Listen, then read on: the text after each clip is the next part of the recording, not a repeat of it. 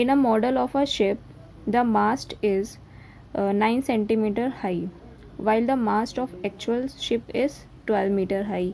If the length of the ship is 28 meter, how long its model ship?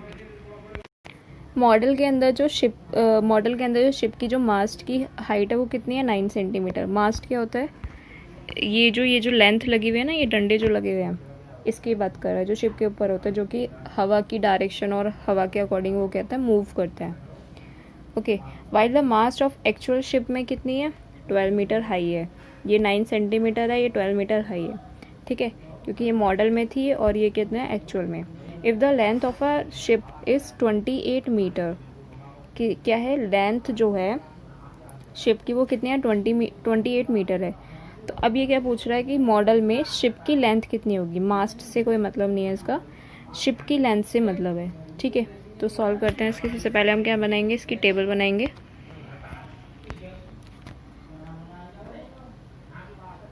Mast length,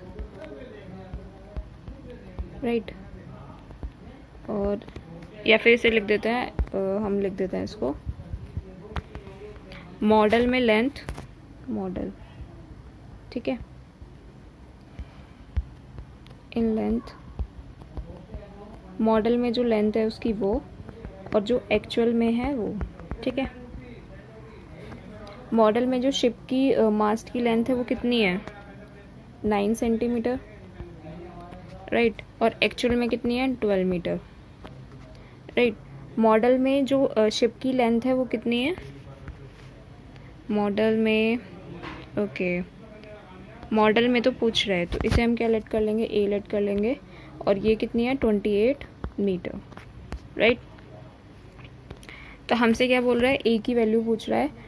ये क्या हो गया? हमने एक्स लेट कर लिया और इसे क्या वाई लेट कर लिया। तो ये कितनी होंगी? x1, और ये क्या होगा? x2, या फिर इसे ए ही रहने दीजिए। ठीक है, ये क्या होगा? y1, और ये क्या होगा? y2। Okay, x divided by y होगा, क्योंकि हम क्या कर रहे हैं? डायरेक्ट प्रोपोर्शंस का काम कर रहे हैं, राइट। डायरेक्ट प्रोपोर्शन में क्या होता है? x divided by y is equals to constant. Okay, इस तरीके की फॉर्म होते हैं ना, x डायरेक्टली प्रोपोर्शनल होता है y के। तो इसका मतलब क्या हुआ? x divided by y is equals to constant. Constant, ये वाली प्रोपोर्शनल का साइन हटाकर क्या इतना आता है? k आ जाती है, यानी कि कॉन्स्टेंट साइन आ जाता है।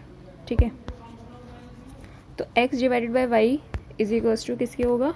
x1 divided by y1 is equals to x2 divided by y2। ठीक है, सेम प्रोपोर्शनल में होगा, इसलिए हम क्या लगा सकते हैं? इसमें इक्वल्स टू लगा सकते हैं।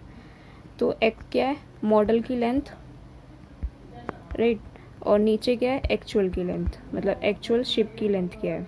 ये a है, ये l हो गया। ठीक है, x1 यानी कि मॉडल की लेंथ कितनी है?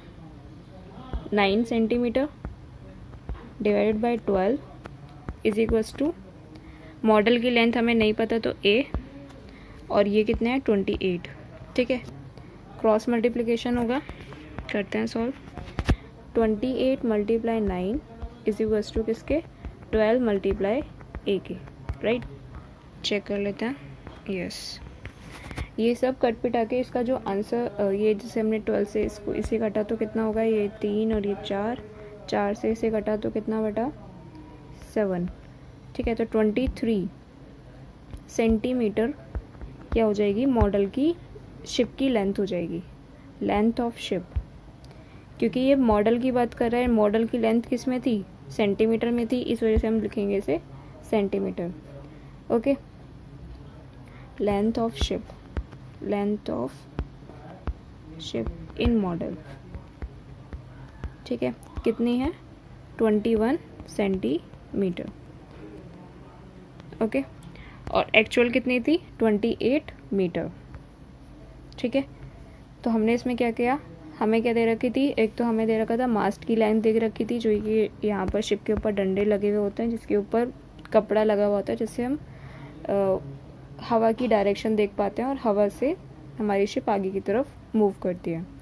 ठीक है, मास की जो एक्चुअल दे रखी है वो कितनी है? 12 मीटर हाई दे रखी है। If the length of a ship is 28 metre, ये एक्चुअल वाली है, और मॉडल शिप की पूछ रहा था। तो हमने क्या किया? एक टेबल बनाई, टेबल बनाने के बाद एक्स और वाई लेट कर लिया उसको। फिर वो एक्स और वाई लेट करने के बाद हमारी जो मॉडल की लेंथ आई है, length of a ship in model, वो कितने हैं 21 सेंटीमीटर। सेंटीमीटर इसलिए क्योंकि वो मॉडल की लेंथ थी, वो सेंटीमीटर में थी, और जो हमारी शिप की एक्चुअल वाली लेंथ है वो कितनी थी 28 मीटर। ठीक है, 28 मीटर हमें दे रखी थी।